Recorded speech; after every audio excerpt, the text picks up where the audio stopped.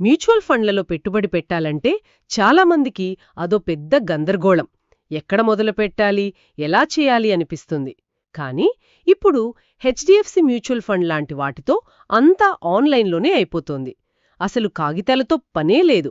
ఈ రోజు మనం ఈ డిజిటల్ ప్రక్రియ గురించి కొంచెం లోతుగా చర్చిద్దాం. నిజమే, ప్రక్రియ చాలా సులభమైంది. కానీ ఆ, మనం తీసుకోవాల్సిన నిర్ణయాలు ఇంకా చాలా ముఖ్యమైనవి. అవును, మొదలుపెట్టే ముందు ఏమేం సిద్ధంగా ఉంచుకోవాలి? మ్మ్. కొన్ని ముఖ్యమైనవి ఉన్నాయి. పాన్ కార్డ్, ఆధార్కు లింక్ అయిన మొబైల్ నంబర్, అలాగే పాన్ కార్డ్పై ఉన్న పేరుతోనే బ్యాంక్ అకౌంట్, ఇంకా ఆన్లైన్ పేమెంట్ కోసం నెట్ బ్యాంకింగ్ లేదా యూపీఐ. ఇవి ఇప్పుడు దాదాపు అందరి దగ్గర ఉంటున్నాయి. కరెక్ట్. అయితే ఈ ప్రాసెస్లోకి వెళ్లే ముందు అందరూ వినే మొదటి పదం కేవైసీ. ఇక్కడే చాలా మంది కొంచెం కన్ఫ్యూజ్ అవుతారు. ఇది తప్పనిసరి. కానీ ఇప్పుడు దాని గురించి పెద్దగా ఆందోళన పడక్కర్లేదు.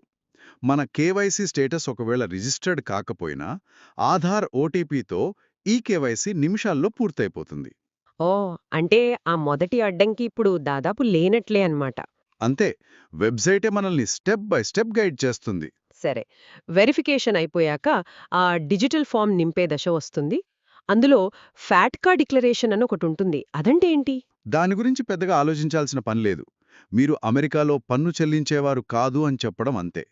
మనం అక్కడ నో అని సెలెక్ట్ చేస్తే సరిపోతుంది. ఓకే. కానీ ఆ తరువాత ఇచ్చే బ్యాంకు ఖాతా వివరాలు మాత్రం చాలా ముఖ్యం. మన పెట్టుబడులు, రాబడులు అన్నీ దానికే ముడిపడి ఉంటాయి. సరే, ఇక్కడి వరకు అంతా వివరాలివ్వడమే. కానీ అసలైన నిర్ణయాలు ఇక్కడ్నుంచే మొదలవుతాయి. ఉదాహరణకు నామినీ. చాలా మంది దీన్ని ఏదో ఫార్మాలిటీలా చూస్తారు. ఇది చాలా పెద్ద పొరపాటు. నామినీని చేల్చడం ఇప్పుడు తప్పనిసరి. దీన్ని కేవలం ఒక పేరు నింపడంగా చూడొద్దు. అంటే మన తర్వాత మన పెట్టుబడులు మన వాళ్లకు సులభంగా చేరడానికి ఇదే ఆధారం. చాలా ముఖ్యమైన విషయం చెప్పారు. ఇక అసలైన పాయింట్కి వద్దాం. Direct plan versus regular plan. చాలామందికి ఈ తేడానే తెలీదు. ఇక్కడే అసలు తెలివైన నిర్ణయం దాగి ఉంది. సింపుల్గా చెప్పాలంటే రెగ్యులర్ ప్లాన్లో మధ్యవర్తికి కమిషన్ వెళ్తుంది. ఓ, అదే డైరెక్ట్ ప్లాన్లో మనం నేరుగా ఫండ్ హౌస్తో పెట్టుబడి పెడతాం. దీనివల్ల ఎక్స్పెన్స్ రేషియో అంటే నిర్వహణా ఖర్చులు తక్కువగా ఉంటాయి. ఆ ఖర్చులో తేడా ఎంతుంటుంది? అది నిజంగా మన రాబడిపై పెద్ద ప్రభావం చూపుతుందా? ఖచ్చితంగా.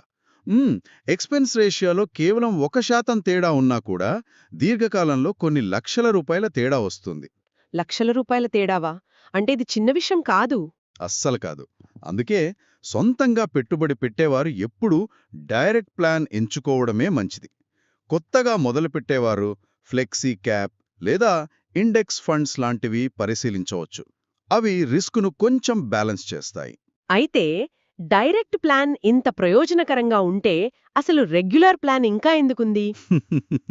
మంచి ప్రశ్న. ఆర్థిక సలహాదారుల సహాయం తీసుకునే వారికి రెగ్యులర్ ప్లాన్ ఉపయోగపడుతుంది. వారి సేవలకు బదులుగా ఆ కమిషన్ వెళ్తుందన్నమాట.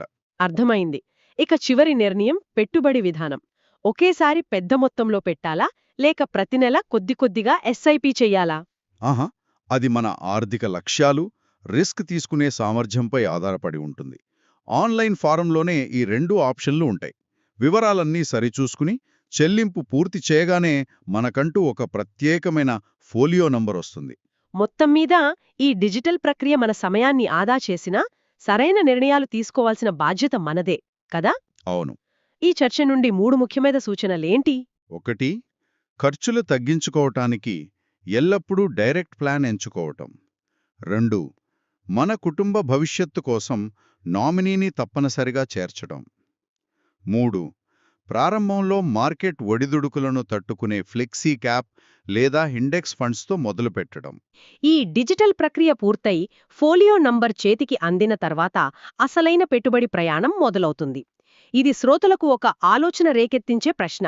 ఒకరి ఆర్థిక లక్ష్యాలను వేగంగా చేరుకోవడానికి ఏది సరైన మార్గం?